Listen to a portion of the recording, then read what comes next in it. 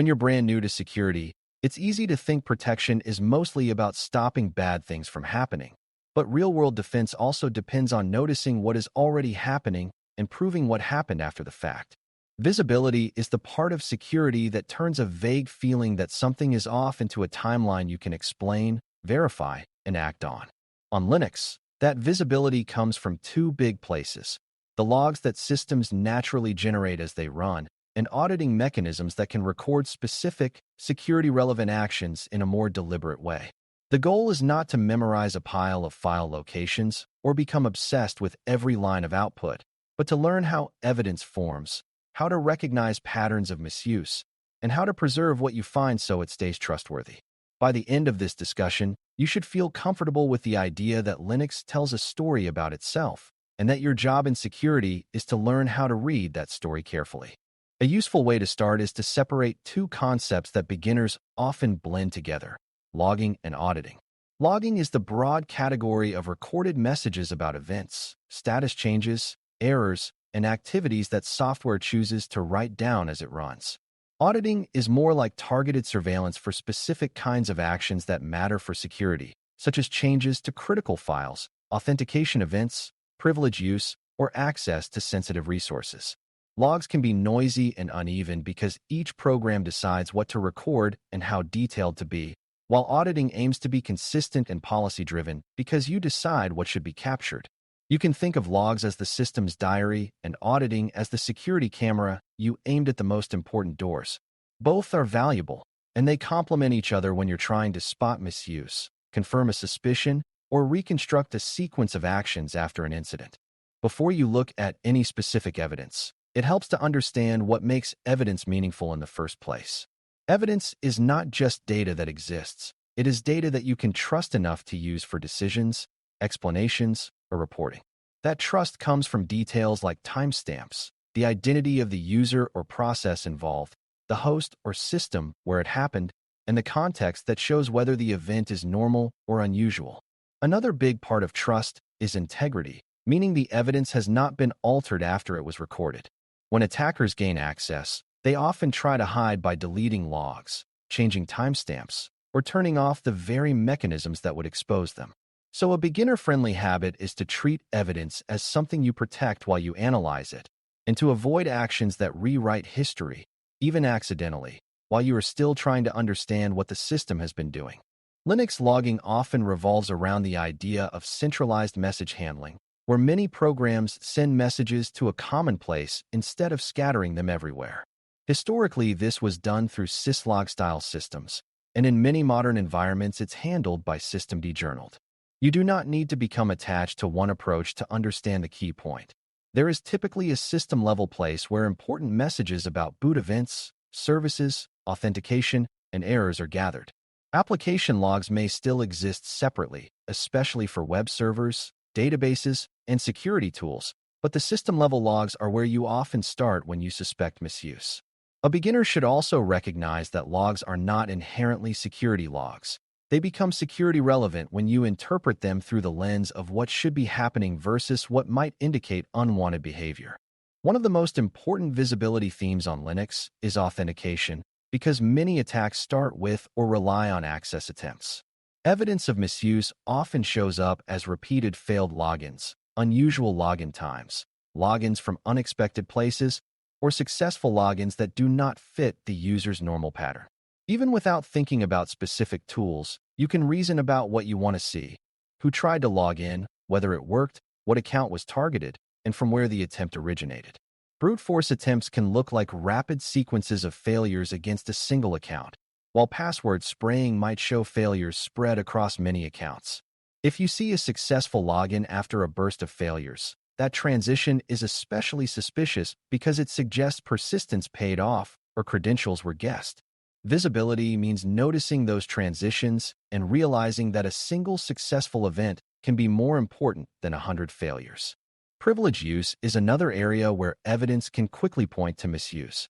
On Linux, attackers often want elevated privileges because it expands what they can read, change, and hide. That elevation might happen through direct administrator accounts, through controlled privilege delegation like sudo, or through exploitation of a vulnerable program that runs with higher privileges than it should. Security visibility includes watching for unusual privilege escalation patterns, such as a normal user suddenly performing administrative actions they rarely do, or administrative actions happening at odd hours. It also includes recognizing that misuse can be subtle, like changing a configuration file that silently weakens security rather than installing something obvious. When you approach privilege evidence, you are looking for intent, not just action, and that comes from comparing what happened to what the environment normally requires. Process activity can provide strong clues when logs alone are incomplete, because every action on a system ultimately becomes a process running code. Evidence of misuse here might involve unusual parent-child process relationships, programs running from strange locations, or processes that maintain network connections they do not normally need. Beginners often focus on the name of a process, but attackers can name things to look normal, so it is more reliable to focus on behavior and context. For example, a system management process starting a network listener or a web server spawning a shell is a pattern that deserves attention. Another strong clue is persistence, where something ensures it will run again after a reboot or at a schedule. Visibility is not about panicking at every unfamiliar name. It is about learning to ask what this process is doing, why it is doing it, and what event or account caused it to start. File and configuration changes are a classic area where auditing shines, because logs may not reliably record every important modification.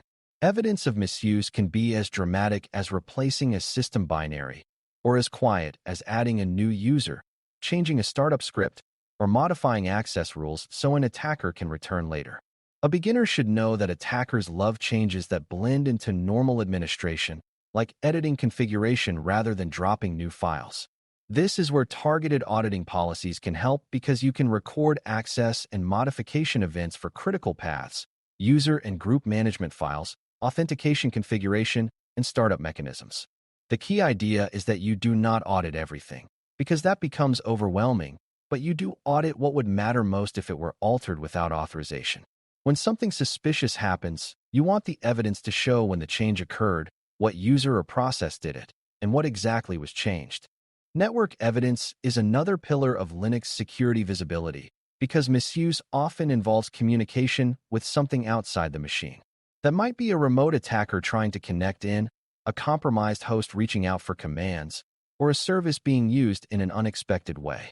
Logs from network-facing services can show requests, errors, and authentication attempts, while system-level logs can reveal interface changes, firewall events, or service restarts. A useful beginner mindset is to treat outbound communication as just as important as inbound, because a compromised system often has to talk to something to be useful to the attacker. Evidence of misuse might look like repeated connection attempts to unfamiliar external systems, sudden spikes in data transfer, or network activity at times when the system is usually quiet. Even when you cannot interpret every detail, you can still detect anomalies by comparing what you see to what you expect a normal Linux system in that environment would do. To make visibility practical, you need a mental model for building a timeline from different evidence sources. Logs and audit records rarely give you a single perfect narrative, so you stitch together multiple viewpoints: authentication events, service events, file change events, and network events. A timeline answers simple questions in order: what happened first, what followed, and what changed as a result. If you find evidence that a login occurred, then a privileged command was executed, then a configuration changed, and then a new outbound connection began, you have the outline of a misuse story even before you know the attacker's tools or goals. Beginners sometimes jump straight to labeling something as malware, but a timeline keeps you grounded in observable facts. Once you have the sequence, you can ask better questions, like whether the configuration change enabled the outbound connection or whether the privileged action depended on the earlier login. Because attackers may try to cover their tracks, it is also important to recognize signs of tampering with visibility itself. Evidence of misuse can include logs that suddenly stop, services that are disabled without a clear reason, clocks that shift, or unusual gaps in the timeline. A gap does not automatically prove malicious activity, but it is a clue that something interrupted normal recording. Another clue is inconsistency between sources, such as a service behaving as though it restarted even though the usual restart messages are missing. In well-managed environments, logs are often forwarded off the system to a separate collector so that even if a host is compromised, the attacker has a harder time erasing history everywhere. Even if you are not implementing that setup yourself, you should understand the defensive idea. Evidence is more reliable when it lives somewhere the attacker cannot easily edit. All of this becomes more powerful when you adopt verification habits that keep you from drawing the wrong conclusion. Verification means looking for corroboration, not just a single line that seems suspicious. If you think an account was misused, you look for multiple signals: login events, related processes, privilege activity, and follow-on changes. If you think a file was altered, you look for modification evidence, for the identity behind the change, and for secondary effects like services restarting or new network behavior. Verification also means being careful about normal administrative activity, because many security-looking events happen during patching, maintenance, or troubleshooting.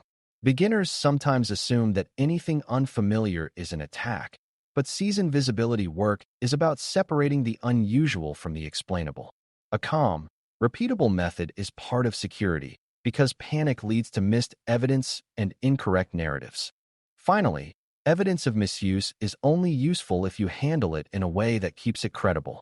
That includes basic care like noting the time and system context when you observed something, avoiding unnecessary modifications to the system while you are still investigating, and preserving relevant logs so they are not overwritten by normal log rotation. It also includes thinking about what you would need to explain your conclusion to someone else, which forces you to focus on facts rather than intuition. If you were asked why you believe misuse occurred, you would want to reference concrete artifacts like a sequence of authentication events, a record of privilege use, a trace of configuration changes, and the resulting system or network behavior. Linux can provide those artifacts through its logging and auditing mechanisms, but only if you know how to treat them as evidence and not just background noise. By building a beginner-friendly approach to auditing and logs, you're developing one of the most important instincts in cybersecurity: the ability to move from suspicion to proof. Linux security visibility is not about memorizing every log source or chasing every warning. It's about understanding the kinds of events that matter, recognizing patterns that suggest misuse, and assembling a timeline that matches observable reality. When you combine broad logs that tell you what the system experienced with targeted auditing that tells you what critical actions occurred, you get a much clearer picture than either one alone. Over time, this approach makes you faster and more accurate because you learn what normal looks like and you spot deviations earlier. Most importantly, you gain confidence that when something goes wrong, you can explain what happened in a way that supports decisions, remediation, and learning, rather than relying on guesswork or hope. Thanks for listening. For more audio courses, daily newsletters, and more, please visit baremetalcyber.com.